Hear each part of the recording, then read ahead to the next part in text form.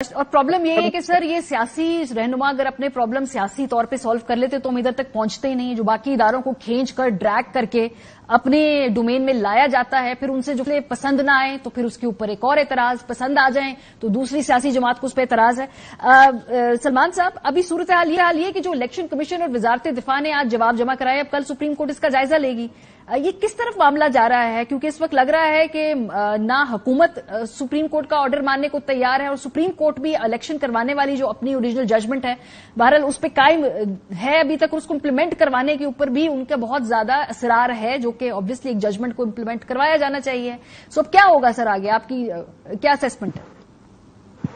देखिए, कुछ कहा नहीं जा सकता। जो कुछ हुआ है पिछले ये 3 माह और कुछ दिनों में, ये किसी की भी सोच से बाहर था कि इस इतनी बेशर्मी से आईन और अदालत को जेर किया जाएगा, ये कोई नहीं सोच सकता था। लेकिन ये पता था लोगों को कि इरादा नहीं है मुक़्तदर हल्कों का इलेक्शन कराने का, लेकिन ये नहीं कोई सोच सकता था कि इस तरह से आईन और अदालत के खिलाफ जो है एक महाज खड़ा कर दिया जाएगा। और कोशिश ही ये थी कि आईन की सरबुलंदी के लिए एक कदम उठाया जाए। देखिए, 13 जनवरी को जब पंजाब असेंबली में हुकूमत को महज 186 वोट मिले, जो कि कम से कम अक्सरियत थी, एक इंडिपेंडेंट मेंबर के वोट से वो हुकूमत कायम थी, तो ऐसी सूरत में दुनिया जहां में फ्रेश इलेक्शन कराए जाते हैं ताकि एक वाज़ेह हुकूमत कायम की जा सके। ये एक सियासी अमल होता है, ये पॉलिटिकल एक्ट होता है, ये नॉन जस्टिसेबल है। उस तहलील करने के अमल को अदालतें नहीं देखती।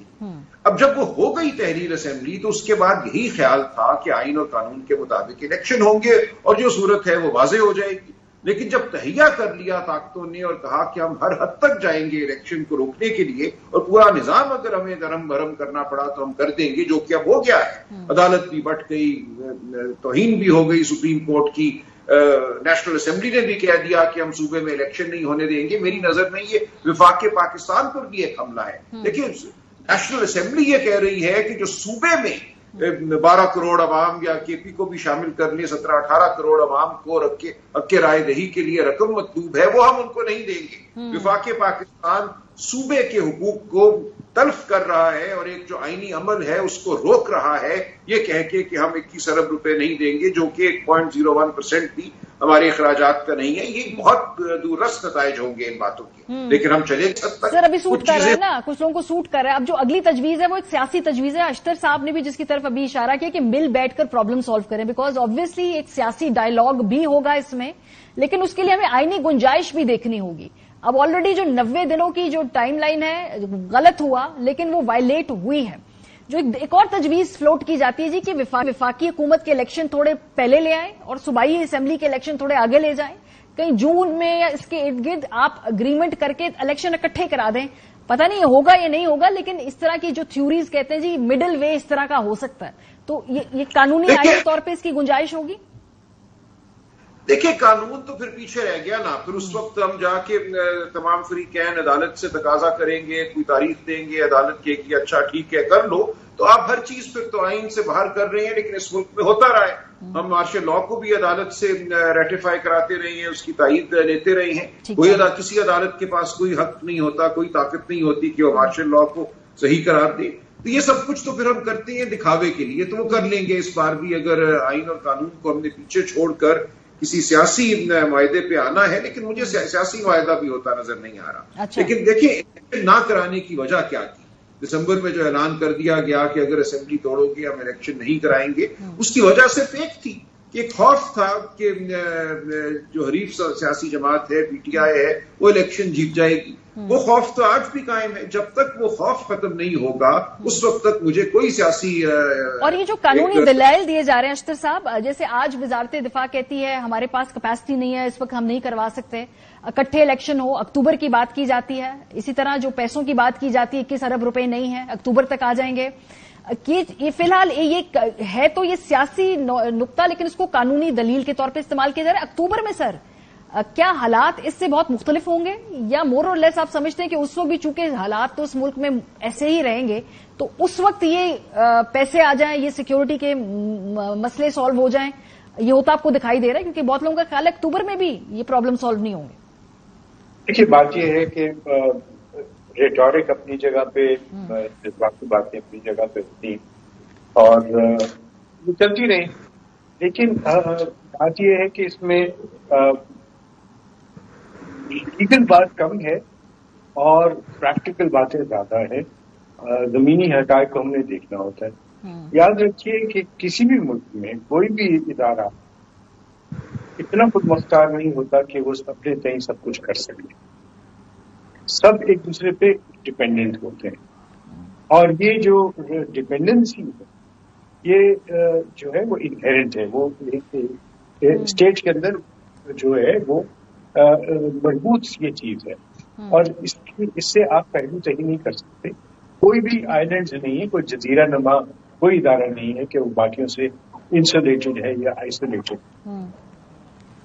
یاد رکھیے اگر یہ ملک جو ہے وہ مستحکم ہے تو ہر چیز ٹھیک ہو جائے گی, اور اگر اس کے اندر افراتفری ہے تو میں سمجھتا ہوں کہ جو مرضی آپ کریں الیکشن اس کا حل نہیں بنتے. میری رائے میں الیکشن سے پہلے 4 چیزیں بہت ضروری ہیں کرنا. ایک, چارٹر آف ٹالرنس کریں, کیونکہ اگر یہی فضا رہی کہ ایک دوسرے کو دشنام ترازی کی, ایک دوسرے کو برا بھلا کہا, تو یہ معاملات بالکل بگڑ گیا. دوسرا, آپ کا جو کوڈ آف کنڈکٹ ہے الیکشنز کے بارے میں اس کو آپ فوری طور پہ نافذ کریں اور اس کے اوپر دستخط کریں that you will abide by all that.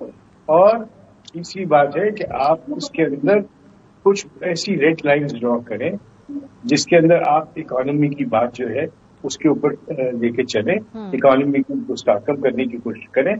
جب آپ ڈونر ایجنسیز کے پاس جا رہے ہیں, آپ لینڈنگ ایجنسیز کے پاس جا رہے ہیں اور آپ ان کو یہ کہہ رہے ہیں کہ جناب ہم آئیں گے تو ہم آپ کی باتیں کانٹریکٹس کو پھاڑ دیں گے, یہ کر دیں گے, وہ کر دیں گے, تو آپ کے ملک میں اکنامک استحکام نہیں آ سکتا. اکنامک استحکام ہوگا تو اچھے الیکشن ہو سکتے ہیں, سیکورٹی ہوگی تو اچھے الیکشن ہو سکتے ہیں, دشنام ترازی بند ہوگی تو الیکشن. لیکن اشتر صاحب جو ایک اور خدشہ ہے میں چاہتی ہوں کہ آپ اس کو ڈریس کریں, بیکاز جو سب سے بڑا خدشہ یہ کہ آج جن وجوہات کو جواز بنا کے الیکشن کو اپنے جو وقت ہے اس کے اوپر نہیں کرایا جا رہا, کیا یہ ہمیشہ کے لیے سر ہم رستہ نہیں کھول رہے کہ کل کو جو بھی حاکم وقت ہوگا, آج یہ ریزنز ہیں, کل کوئی اور ریزنز ہوں گے, وقت پہ الیکشن نہیں کروائے جائیں گے. سر ایک دفعہ یہ رستہ کھل گیا تو کھل گیا. آج جو اس کے بینیفیشری ہیں سر, کل وہ اس کے وکٹم ہوں گے اور پھر وہ. آپ نے صحیح کہا ہے, ہمیں بیڈ پریسیڈنٹس نہیں کریٹ کرنے چاہیے. اسی لیے میں کہہ رہا ہوں کہ بیٹھ کے راؤنڈ ٹیبل کر لیں. راؤنڈ ٹیبل پہ کوئی بھی اس کا لیڈر نہیں ہوتا, راؤنڈ ٹیبل پہ کوئی بھی اس کو کنڈکٹ نہیں کر رہا ہوتا. راؤنڈ ٹیبل جو ہے وہ سب کے سب برابر ہوتے ہیں. بیٹھ جائیں, بیٹھ کے ان چیزوں کو طے کریں.